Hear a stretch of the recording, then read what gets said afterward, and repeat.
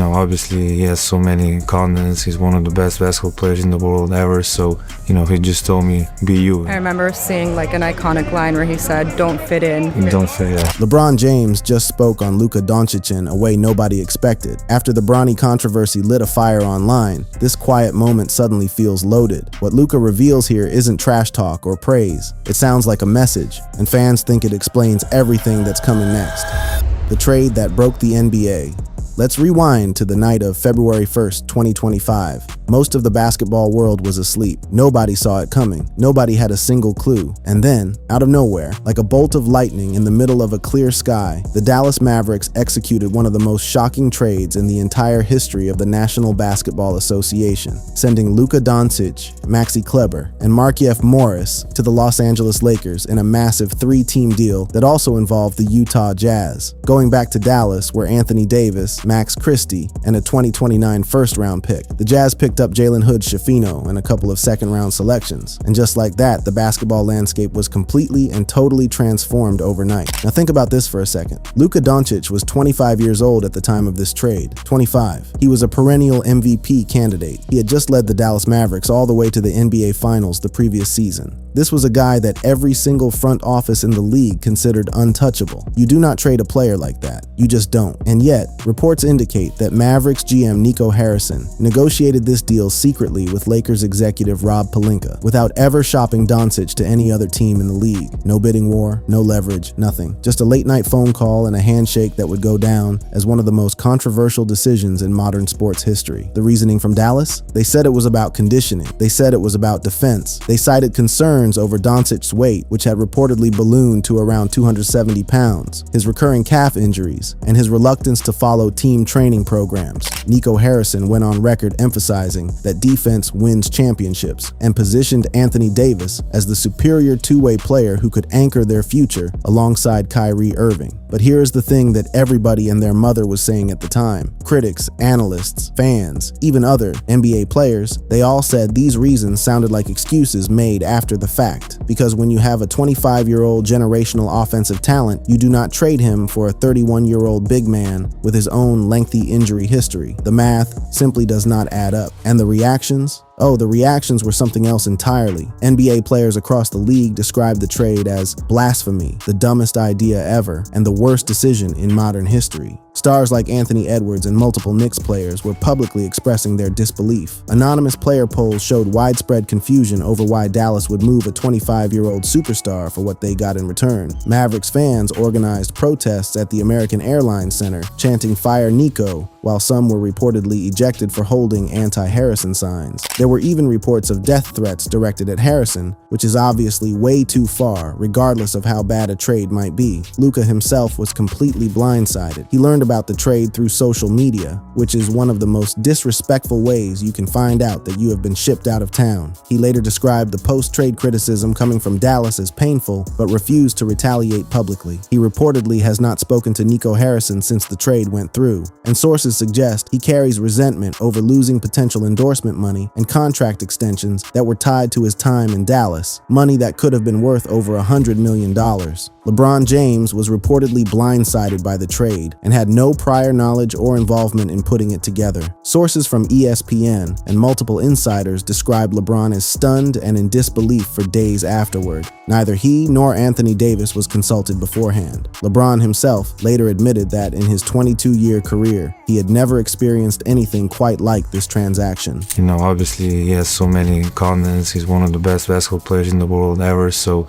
he just told me, be you. I remember seeing like an iconic line where he said, don't fit in. Don't fit in. That was Luka talking about the very first thing LeBron said to him when he arrived in Los Angeles. Be you, don't fit in. And that simple message tells you a lot about where LeBron's head was at. He was not orchestrating this trade behind the scenes. He was not pulling strings through his agent Rich Paul. He was a stunned participant who, once the shock wore off, decided to make the absolute best of the situation by welcoming his new teammate with open arms. Now there were Some preliminary discussions with the Boston Celtics before this deal got finalized. The Lakers explored moving Anthony Davis and held exploratory calls with Boston's front office, led by Brad Stevens, who responded non-committally but showed some receptiveness due to their past interest in Davis during his 2019 trade from New Orleans. But those talks never went anywhere meaningful. The Celtics did not pursue Davis aggressively, and the trade ultimately shifted to Dallas for Luka. No sources indicate that Luka Doncic was ever considered for Boston, and no trade announcement involving him heading there has ever existed in any verified reporting anywhere. But even though the Celtics connection is basically nothing, the trade itself was absolutely seismic, and everything that has happened since, every single controversy, every beef, every moment of tension in the Lakers locker room, it all flows from this one singular event.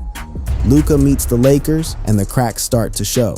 So Luka Doncic is now a Los Angeles Laker. Let that sink in for a moment. The Slovenian prodigy who grew up idolizing basketball while being a ball boy at EuroLeague games, the kid who watched High School Musical 10 to 15 times because he loved the basketball scenes, that guy is now wearing purple and gold and sharing a backcourt with LeBron James. And the early days were genuinely beautiful. Think about all of the anticipation you must have felt when you entered the arena and you see the 77 shirts all over. How did it feel when you actually got on the court and just got to start playing basketball and you and LeBron are throwing alley-oops? How did you process the whole thing emotionally? Special. The way they received me, everybody. It was amazing to see. I was a little nervous before. I mean, it was the last time I was nervous before the game, so.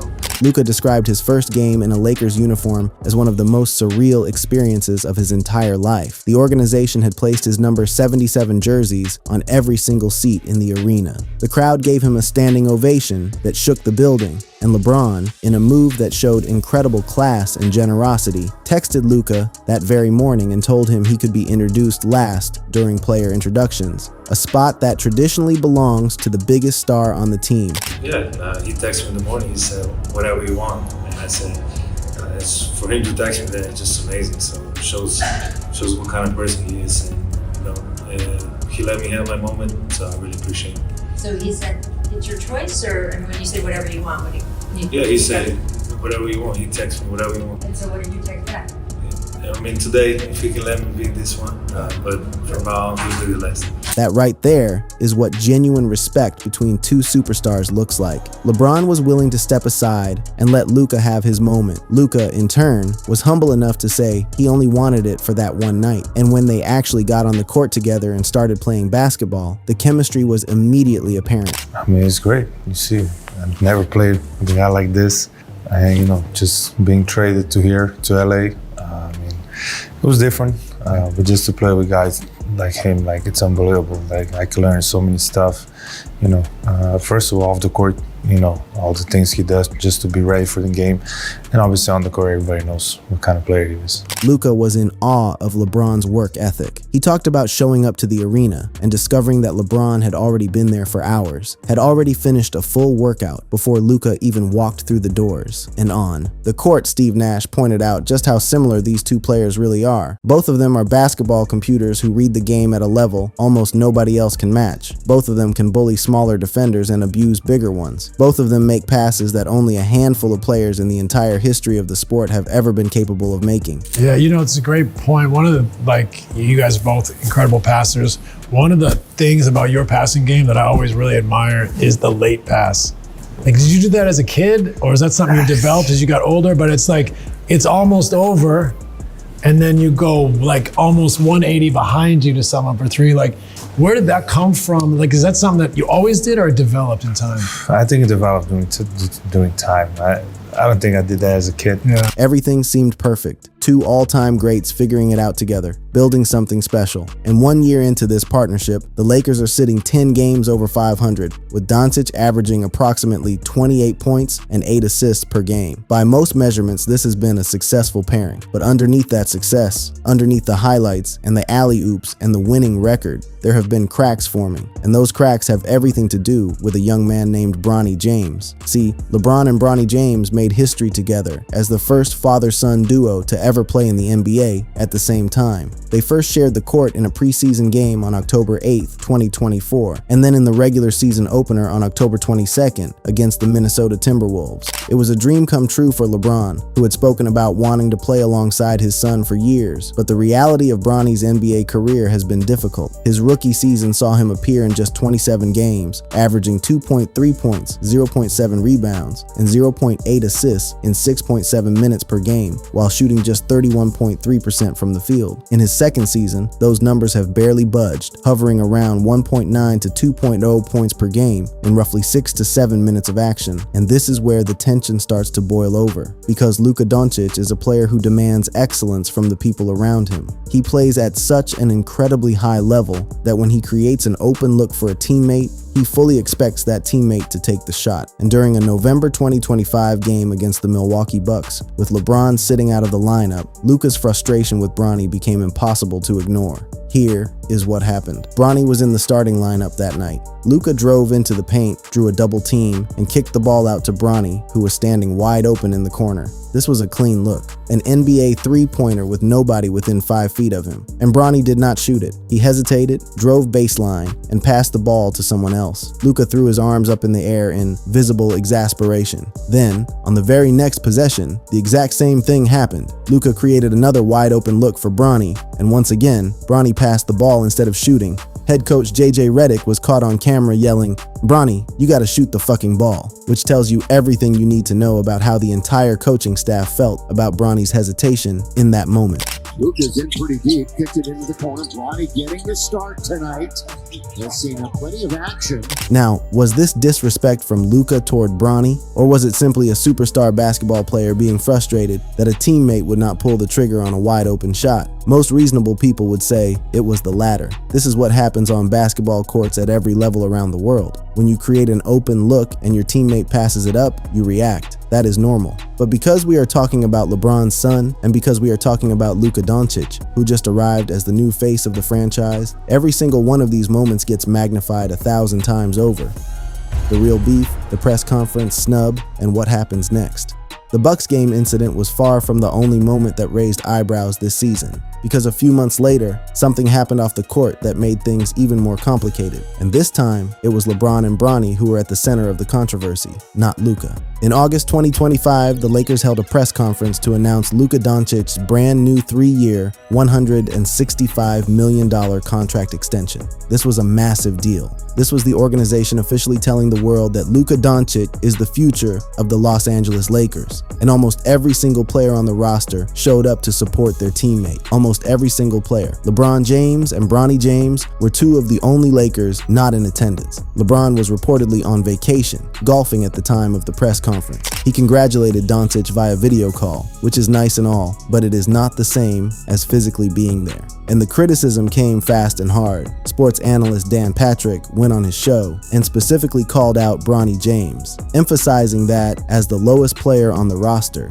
someone who is trying to stick around in the league after LeBron eventually retires, Bronny should have absolutely been at that press conference to support his teammate. Patrick suggested that Bronny could have and should have urged his father to cut a vacation short for something this important. Because at the end of the day, when you are the last man on a roster and your franchise just committed $165 million to the guy who is going to be carrying this team for the next decade, you show up. You just show up. This incident fed into a larger conversation about the power dynamics within the Lakers organization. Because LeBron James has been the king of this franchise for years. He is the reason Anthony Davis came to Los Angeles in the first place. He won them a championship in 2020, but now, with Luka Doncic in the building, there is a very real and very obvious transition happening. And navigating that transition, figuring out who the alpha is, figuring out who gets the final say, that is never easy. Reports from Shams Charania noted that LeBron was entering very interesting ground, with Doncic positioned as the new face of the franchise,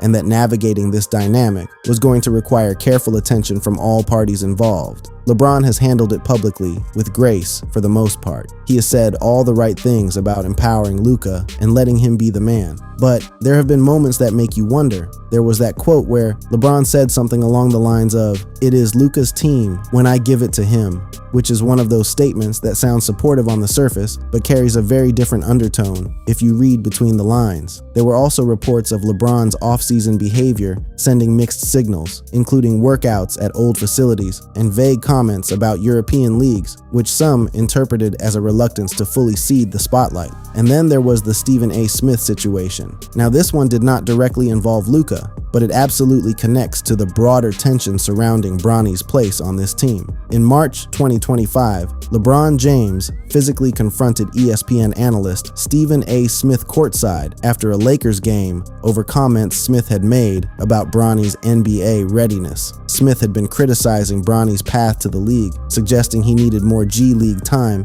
and implying that LeBron's influence was the only reason Bronny had a roster spot. LeBron walked up to Smith and reportedly told him, "Stop fucking with my son." Smith later described the encounter by saying that was not a basketball player confronting him, that was a parent, that was a father. That moment revealed something really important about LeBron James. When it comes to Bronny, all bets are off. LeBron is a father first and a basketball player second, and that protective instinct, while completely understandable from a human perspective, creates an incredibly complicated dynamic when your son is also your teammate and when your other teammate is a 26-year-old superstar who is going to get frustrated when the kid will not shoot the basketball. But here is the thing that does not get talked about enough. For every moment of tension, there are genuine moments of connection and camaraderie between these three guys. There is footage of LeBron putting Luka in a playful headlock during a game, with Luka initially reacting like he was about to fight someone before realizing it was LeBron and breaking into a huge smile. There is leaked audio of LeBron and Luka jointly trash-talking an opposing player named Quinton Post during a game, with Luka calling him out and LeBron backing him up by saying the guy was a bum. That is not the behavior of two people who hate each other. That is two teammates having fun and building chemistry. And when it comes to Bronny specifically, there was a beautiful moment during a game against the Wizards where Bronny got a steal and threw down a dunk, and both LeBron and Luka reacted with genuine excitement and pride on the bench. There was also that preseason moment where Luka saw Bronny walking toward him and jokingly turned and walked the other way, only for both of them to burst out laughing. That is just guys being guys. That is teammates messing around. Now looking at the bigger picture here, 1 year after the trade, the question is not whether LeBron and Luka can coexist. They clearly can. The Lakers are winning basketball games and Luka is thriving alongside one of the greatest players who ever lived. The real question is, what happens when LeBron eventually steps away? Because when that day comes, Bronny's future with this organization becomes a lot less certain. Without his father's presence, without that protective shield, Bronny is going to have to prove that he belongs on an NBA roster on his own merit. And with averages of around 2 points per game in limited minutes, that is going to be a very difficult case to make. LeBron himself has acknowledged this reality in his own way. When asked how long he plans to keep playing, he made it clear that his career decision will be made between himself, his wife, and his daughter, and that teammates will not factor into it. As far as how long I go in my career? How long you in your career? Nah, zero. The motivation to be able to play alongside him every night, that's super motivating. That's what I'm gonna train my body for, every night that I go out there and try to be the best player I can for him, and we're gonna bounce that off one another. But as far as me weighing in on him and some of my other teammates of how far I go in my career now, it would be literally my decision along with my wife, and two of my boys are already gone. Well, shit, one of them is somewhere around here. Yeah, Bryce is down there in Tucson, so he's out the house. So it'll be a decision between me, my wife, and my daughter. Like, that's not even. It won't be, hey, having a meeting with my teammates. It won't be that. That is LeBron being as honest as he can be. Luka motivates him. Playing alongside someone that talented at this stage of his career is a gift. But at the end of the day, this is a family decision. And when LeBron does decide to walk away, whenever that may be, the Lakers will fully and completely belong to Luka Doncic. Meanwhile, for Dallas, the aftermath has been nothing short of catastrophic. Nico Harrison was eventually fired. Anthony Davis played only 31 games before being traded again to the Wizards. The original haul from the Doncic deal has been diluted beyond recognition. The only silver lining for Mavericks fans is that tanking led them to the #1 pick in the draft and Cooper Flagg, who has been setting rookie records. But ask any Dallas fan if they would trade Flagg's potential for Luka Doncic in his prime, and you already know what the answer would be. Thank you for watching. If you enjoyed watching this video, click on one of the boxes playing on your screen to watch more similar content.